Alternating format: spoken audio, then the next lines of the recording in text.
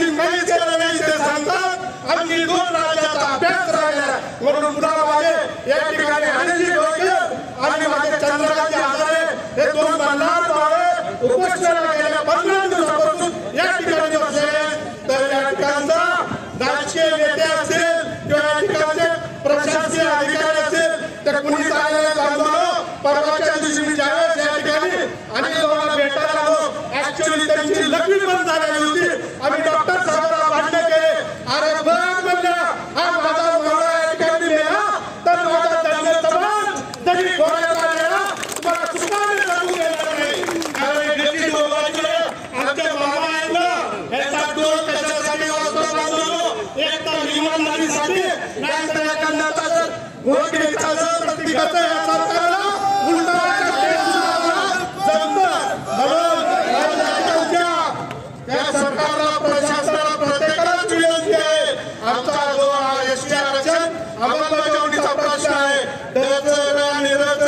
अरे डॉक्टर बाबासाहेब आंबेडकरांनी आम्हाला देश स्वातंत्र्य झाला आणि घटनेची अंमलबजावणी झाली त्यावेळेस पासून आम्हाला धनगरला या ठिकाणी महारवाड्याच्या पलीकडे धनगरवाडे आहे म्हणून स्वतः आंबेडकर साहेबांनी आम्हाला घटनेमध्ये धनगराचं आरक्षण निर्मिती करून दिलेलं आहे फक्त त्याची अंमलबजावणी करायची बाबा सरकार तुम्हाला दुसरं काहीच करायचं नाही आणि तुमची सत्ता तर माझ्या या पिवळ्याच मल्हारवाड्यावर आलेली आहे तुम्हाला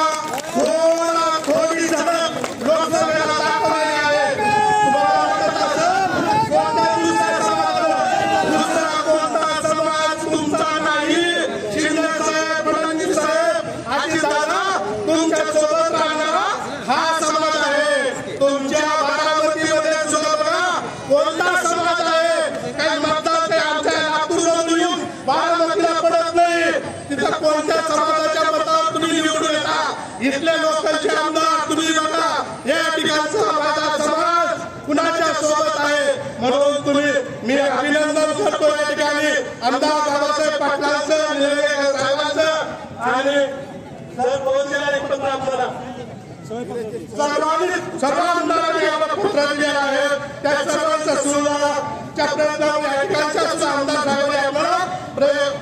पत्र दिलेलं आहे माझ्या धनगर समाजाच्या आरक्षण अंमलबजावणीला पाठिंबा आहे म्हणून या सर्व आमदारांचा आपण कौतुक करूया त्यांना सुद्धा धन्यवाद देऊया पण माझी आणखी आमदारांना विनंती आहे तुम्ही आम्हाला जसं पत्र दिला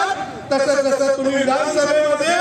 काही समाजासाठी तुम्ही कुलपण आणण्याचा प्रयत्न केला त्या ठिकाणी ठराव आणण्याचा प्रयत्न केला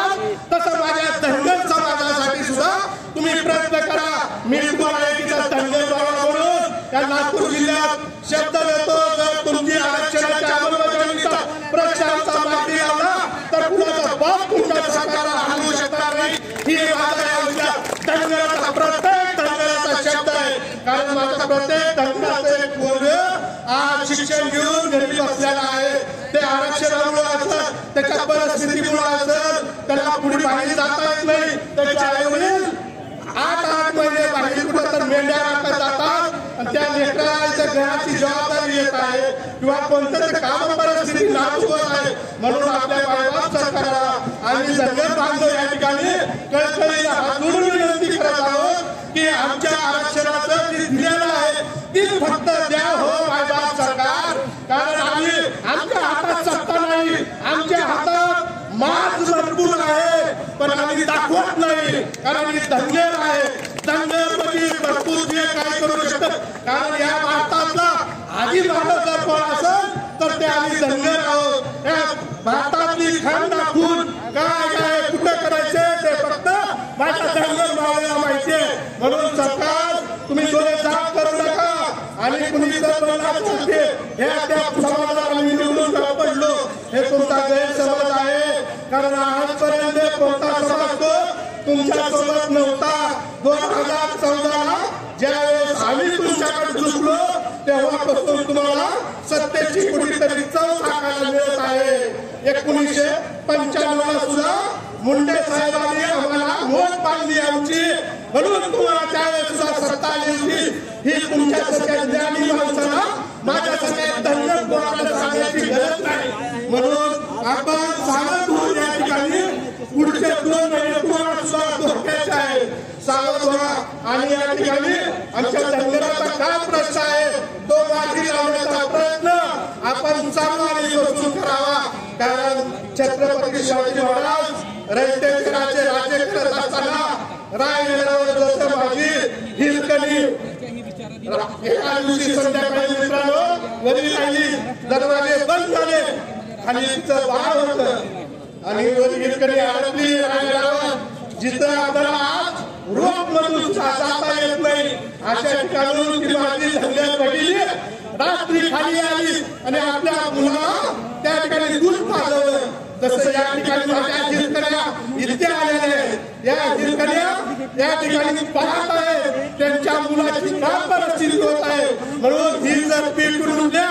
तर तुम्ही माझी लाडकी बहीण आणा, माझा लाडका भाऊ आणा, सगळं तुमच्या घरात राहील. कारण आधी मुलगा बाळ ही समजणारी आमची बहिणी आहे. म्हणून या बहिणीचा लेकराचा भवितव्याचा विचार करून आपण